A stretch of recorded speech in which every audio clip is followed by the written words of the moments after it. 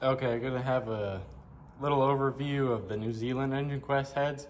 So these are gonna be your best heads for like IMCA, USRA. Well, USRA you can run an RHS head, so they outflow these a little bit.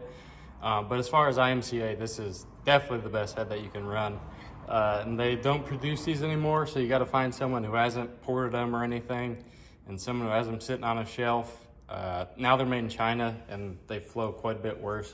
I just wanted to do a little overview and show you what to look for when you're looking for New Zealand heads. So on New Zealand heads, this is going to be milled flat.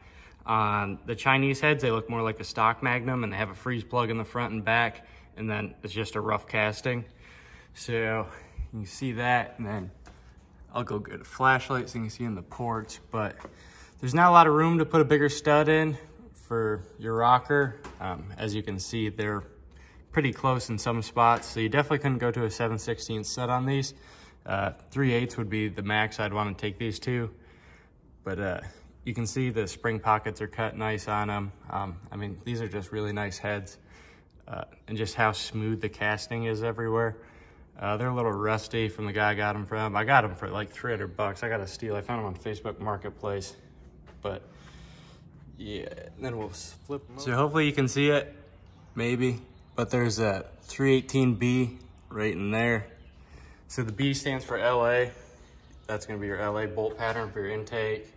The A is the Magnum, so we have to run the B in IMCA. So even if you found a set of A's and then, you know, you had them drilled for the LA intake, tech guy might give you trouble because they're not correct.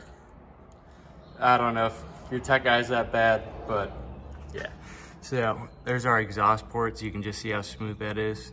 I don't know if all of them have spider webs in them, but this set does. You can see the seat. It does protrude into the bowl a little bit. There is a little bit of lip, so that could be improved. But we're not allowed to touch the stock replacement heads. That's what IMCA calls them. So we can't do any bull hog or anything like that on these. But yeah, so that's a general overview. I'll go over the flow on these. So your intake at 500 on these is 229, and at 600 it's 235, at 700 it's 238. I doubt you'll ever be running that much lift for these heads. And then the exhaust is 177 for 500, 600 it's 178, 700 it's 179. And then for the Chinese Engine Quest, 500 is 198, 6 is 197, 7 is 195, and 154 for 5, 6, and 700 lift on the exhaust. Then a stock Magnum head for 500 is 208, 600 is 210, 700 is 212, and then exhaust is 166, 165, 167. So it stays right around the same. So a stock Magnum is better than the Chinese Engine Quest, but these things are by far the best. They pretty much blow everything else out of the water that we can run. So yeah, just a short little video to show you how to identify these. It's pretty easy.